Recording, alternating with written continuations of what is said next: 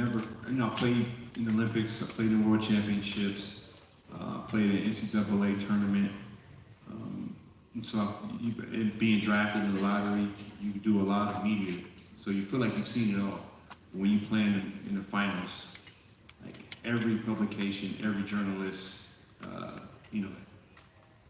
every news station from all over the world is covering the game, and those are the only two basketball teams left. And every day is scrutinized. You got to shut down your entire house, you turn off your cell phone. A lot of things you have to do, but your first time you don't know. So it's it's like being in a new world. But Steve did a really good job of helping us embrace it on one side, like this should be fun. You got to the finals, but at the same time, your focus has to go to another level. So he did a good job preparing us. But even so, being prepared is still a shock to the system to go through that.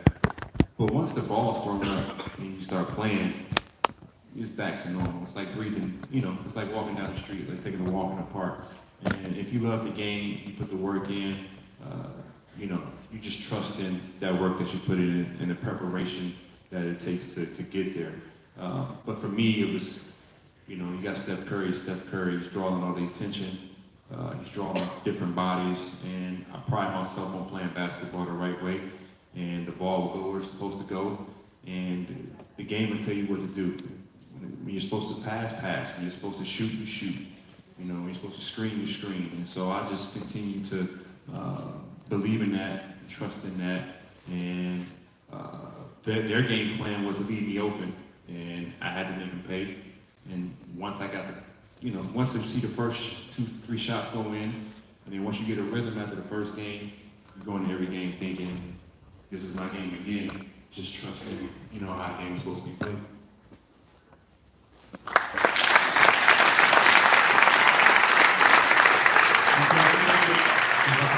Questo uomo che per la stagione a titolare nella parte delle partite finali. È cambiato qualcosa nel modo in cui hai approcciato le partite?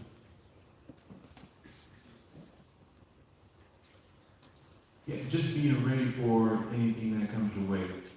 We had some success against Cleveland with our smaller lineup. It became known as the death lineup because it was just very unique.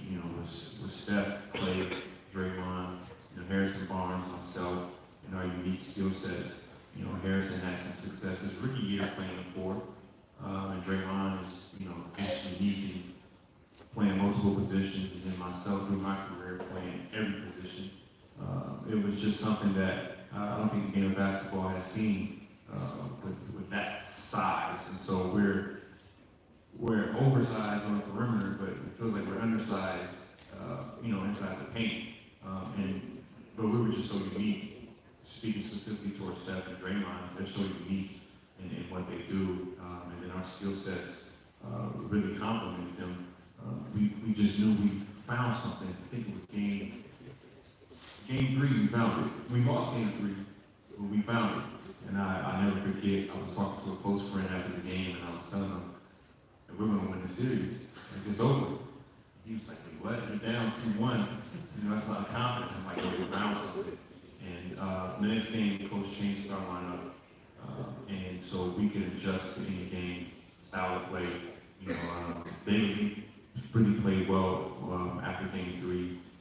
Barbosa was playing really well. Sean Livingston played really well.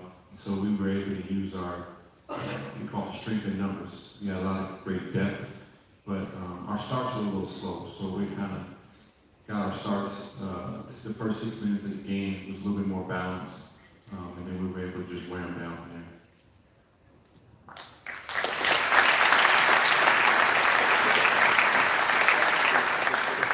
Titolo MVP delle finals con i trofei. L'anno dopo, dove il set vince 73 partite, sembra la squadra più forte di tutti i tempi, ma nelle finals succede qualcosa per cui alla fine avete quel record ma non avete il titolo.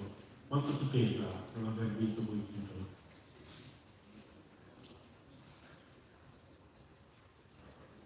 Yeah, I don't think about it too much, but I was the one who, I didn't care about the record. while it was happening. And we were chasing it a little bit, and I thought, chasing it could possibly come back to haunt us.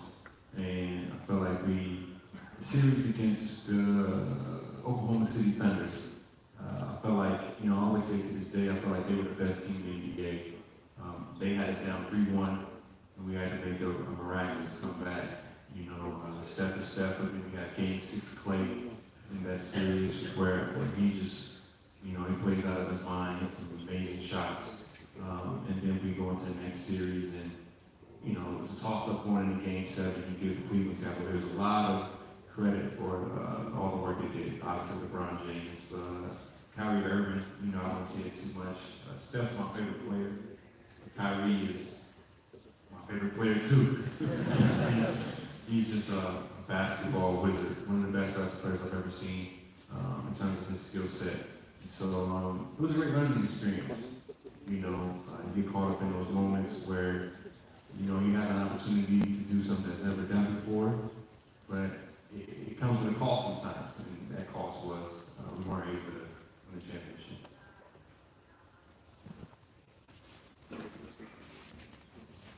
Una delle conseguenze del fatto che non avete vinto è che nell'estate 2016 siete andati a caccia del più grande trade in questa piazza, Michele Llorente. Ci andate insieme di squadra in una gita, come descrive il libro, agli campus per parlare con chi ci racconti, ci riporti a quel momento. Yeah, that came about out of nowhere to me. Obviously you had the story goes, you had a few teammates who were close with Kevin, and spoke to him not too long after the finals, and gave him the scenario of how it possibly could work. And so I get a call saying, show up to the plane, and they were headed to the Hamptons to go see Kevin Durant. And so I'm like, wait, this is a real possibility. Obviously, playing with a talent like that, you feel like a kid in a candy store. Watching him train and watching him work out, it's probably one of the most beautiful things you can see a professional athlete do. This guy is 7 feet tall. He loves basketball. I don't know if he likes anything else. He likes playing basketball and he likes playing NBA 2K. Like, he really loves basketball. And when you watch him train, you can see his love and passion for the game. It's like perfection. The ball goes through the hoop the exact same way every single time, over and over and over. We even have a name for his mates. We call it KD mates. The ball, you just stand in the basket and it just drops in your hand every single time. You don't have to move. But I also knew this wouldn't be fair. He's too good to be on our team. But those were some fun times. We had a lot of great moments. We were able to bond. And I don't think people understand how hard it is to live up to expectation when the expectations are that high. And sometimes we forget to pat ourselves on the shoulders because I think we accomplished. We might have exceeded expectation. You saw the Lakers team that came together with Kobe, Shaq, Karl Malone, Gary Payton. They weren't able to get to there, and then obviously Miami. They lost their first year in the finals, and then lost their last year. You would have thought they expected to win more. But I feel like with the team what we had, every year we did exactly what we were supposed to do. And then that final year, we had the injuries that kept us from getting there. But those were big moments.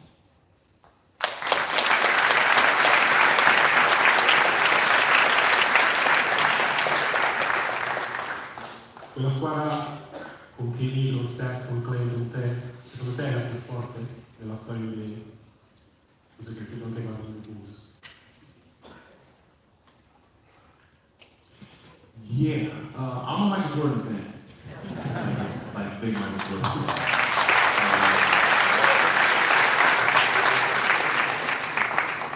It would be a really good matchup. I just can't pick anybody to beat Michael Jordan. Just his competitive nature. He really was like an assassin playing basketball, but he was the most talented and the most skilled. It's very rare you meet someone that's that talented and skilled, and he's that competitive.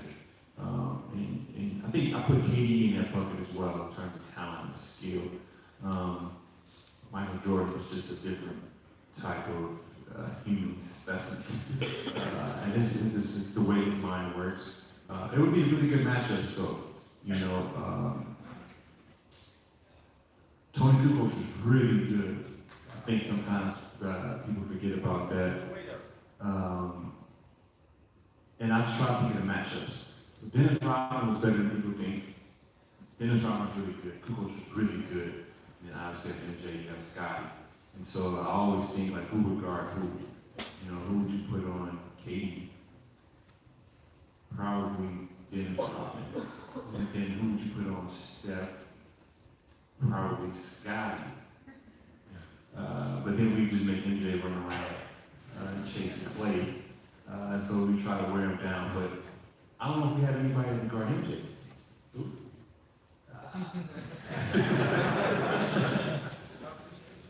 MJ was just so good. He was so strong. He had a quick first step.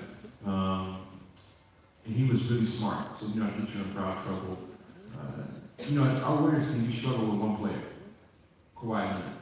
We struggle with Kawhi. And so, you know, MJ is a different level. And so he would give us a lot of problems.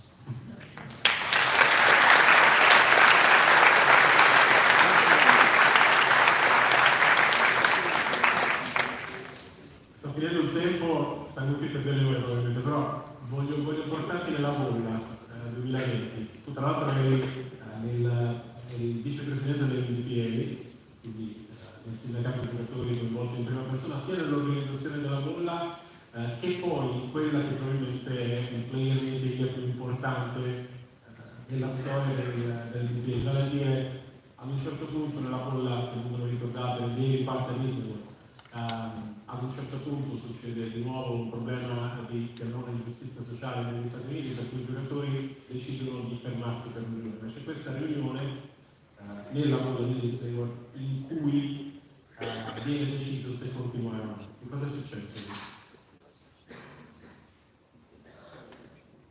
Yeah, that was an interesting moment. And in real time, you don't understand the impact that your decision has on, you know, not just yourself and your team, but on not just on basketball, but on the world. And when you look back, the NBA and basketball, the players, we kind of started the world back up from the pandemic, and we were able to go into the bubble. We had to make a lot of sacrifices, but when you look back, it was, we got to play basketball. You know, it was a beautiful thing. You know, we had to compete. We had to go through a lot, being tested 3 or 4 times a day. You know, spoiled athletes. You know, we were confined to those small areas. You know, complaints here and there, but overall, it was a great moment to be able to play basketball. You know, in America we do have a social injustice issue, and it's kind of it's been embedded in our DNA going back to the existence of when it was supposedly founded. But it was a strong message that we wanted to stand up for something, and I think what we came up with was our message is stronger if we're playing as opposed to not playing. Because if we're not playing, you know, then how do we be as impactful? So when you saw the court, Black Lives Matter, and you saw, you know, how we were able to start the social justice coalition with the owners and coaches of the league, and how we can help change laws. A lot came from that. And so those are some of the major conversations. You only see athletes come together in those moments, that many athletes. You only see it doing work stoppages. And so to see it for this moment, it was something bigger than us, it was something special. And it was great to see how we came up with a resolution, how we were able to get back on the court, how we were able to stand as one, have a message, and show that, you know, it's more than just basketball, but we can use basketball as well to bring community together, to bring lives together, to help us heal. It was really special, and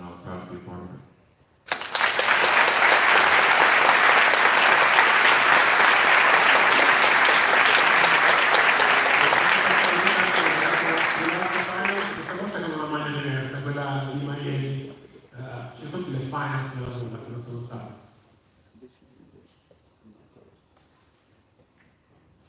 Yeah, we were in the bubble for the longest period of time.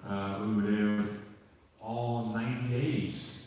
But it got to be a pretty cool experience, I must say. You know, the first two weeks, it was an adjustment. But you kind of got the hang of things. One thing I take from the bubble was I was able to play golf every day. So you had your practice time. You would practice once a day. There was pretty much nothing else to do, nowhere to go. But you had access to golf. And I think you could bowl on certain days, but you could golf every day. And so my teammates and I, you know, it was like this grid, depending on when you practice or when you played, the numerous golf course was accessible to you. And so on game days, we were able to get to the course after the game too. So we had a ball. We tried to make the most of it. That was one of my proudest moments of my career. Miami Heat is one of the top organizations in the NBA. And I always tell young players, you know, you should go through the Miami Heat system to start your career because it sets you up for success the rest of the way through. You know, teach you about, you know, this is just two things, it's hard work, dedication. Nothing else matters. You know, you use this opportunity and you make the most of it. You know, you show up early, you leave late. You know, your mind is on the prize every single day. Don't lose focus. And don't let other things that distract you take you away from, you know, the blessings of your talent. So just getting back to the finals unexpectedly, you know, it's hard. You got to be lucky in everything you do, but you don't just go to the finals. And some players never go to the playoffs. And so for that Miami Heat team to go to the finals, you know, that was a really, really proud moment of mine for us to get through that. And it just showed, you know, what we stood for and how we stuck to the mantra and the pieces of what it is to be a Miami Heat basketball player.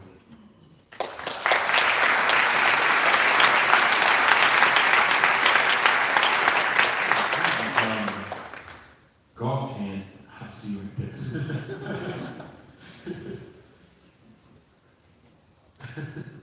Allora, poi con i Warriors dici il quarto titolo della tua carriera, in un modo diverso, è il titolo della tua maturità quello?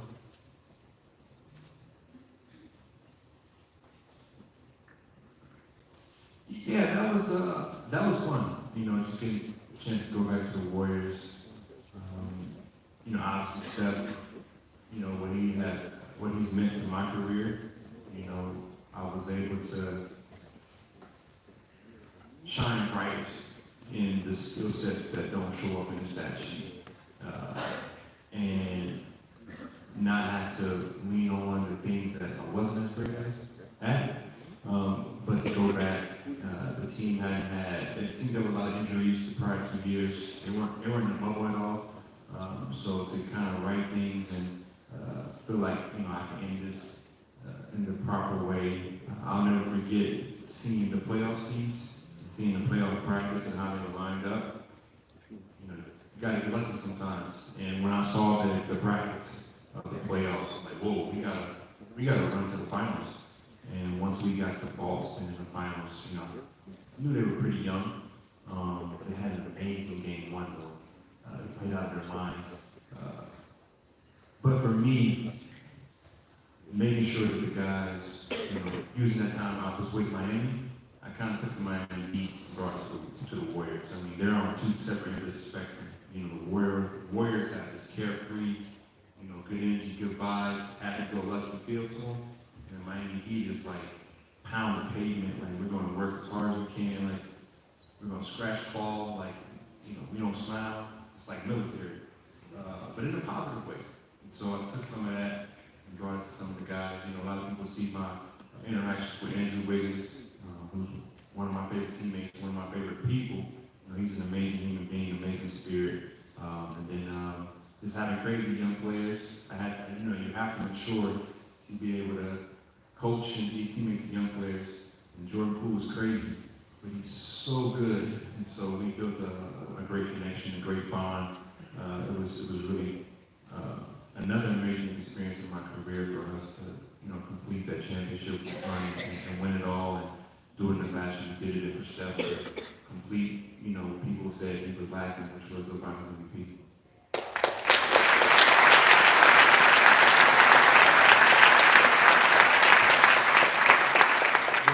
Che hai vinto è uno che preferisci?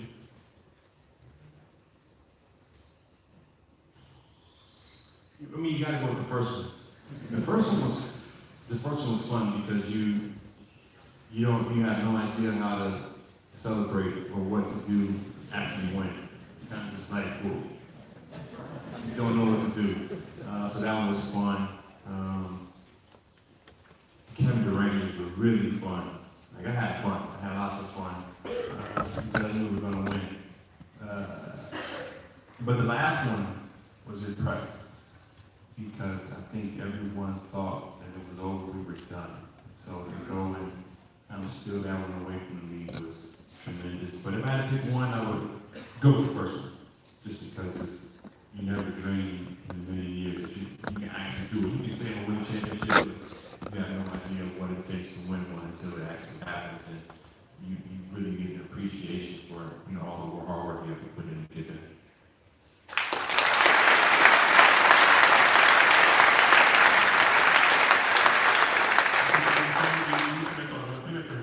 La tua top 5 degli avversari affrontati in carriera.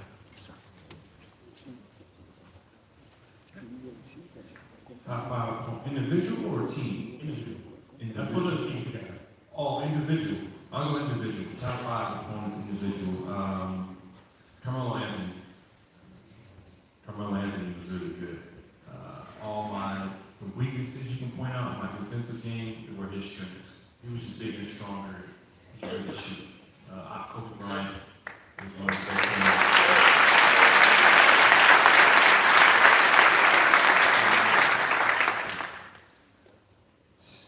Steph was on my team, so but in practice, he had the practice days where I'm like, oh, this guy is really good. So I can't ask Steph. But Carmelo, Kobe, LeBron, obviously, LeBron's really good. He's really smart.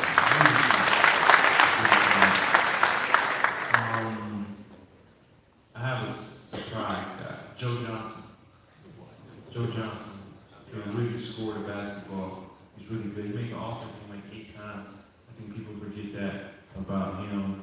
And Kyrie Irving, I like Kyrie.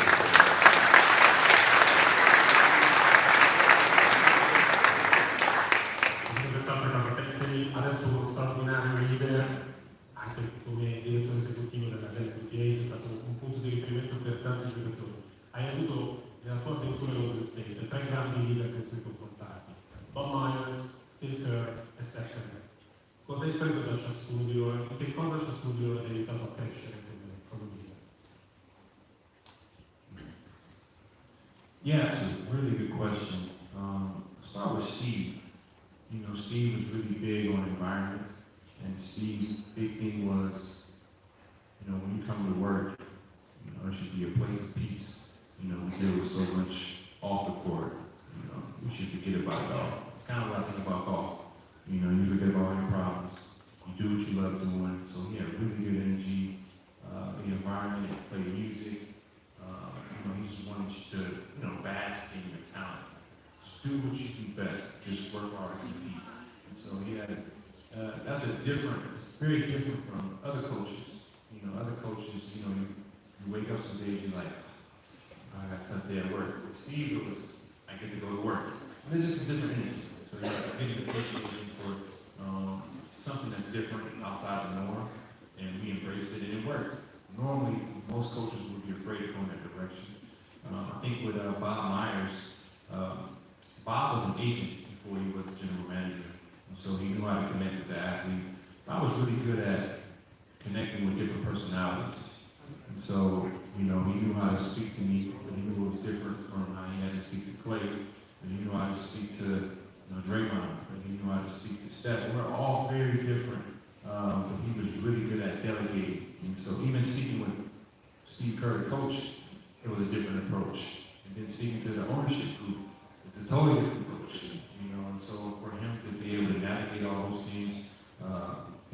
time. I don't think he gets the proper credit that he deserves, but he was an incredible leader. You know, he knew how to, when a guy was down, he could sense like, okay, my guy's having 4 or 5 bad games. And you go talk to him, get his confidence back. He was really good at that. And then Steph, it was, I don't know where Steph came from. Like, he's like an alien himself. Just, like, he's one of the few human beings on earth that really, like what you see on TV and what you hear about him, that's exactly who he is. You know, he's really a true man of faith. He's dedicated to his family. He's dedicated to the game. Like, people don't understand how hard he works and how much is on his plate. And he doesn't really waver. He stays strong through it all. And this perfectly sums up Steph Curry. You know, DeMarcus Cousins comes in.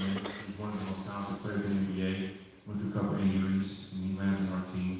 And he sees Steph for a week training camp. And he says, Steph, you're strange. Steph is saying, what do you mean? He said, you're the only superstar I've ever seen, never complain.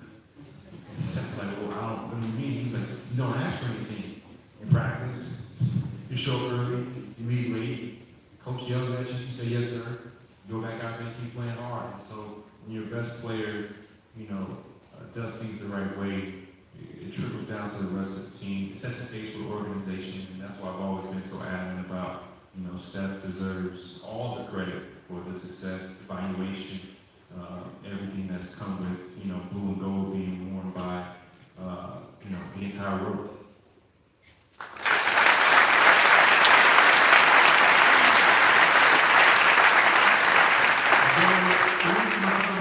Prima di lasciare andare a Andrea, chiamare sul palco la delegazione della Aquila Basket, squadra locale,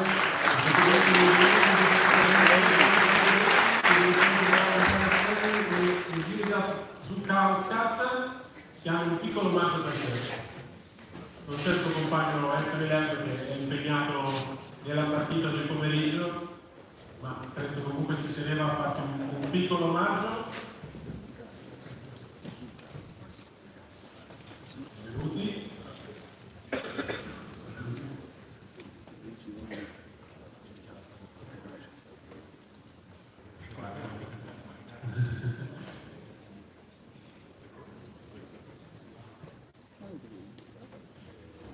La maglia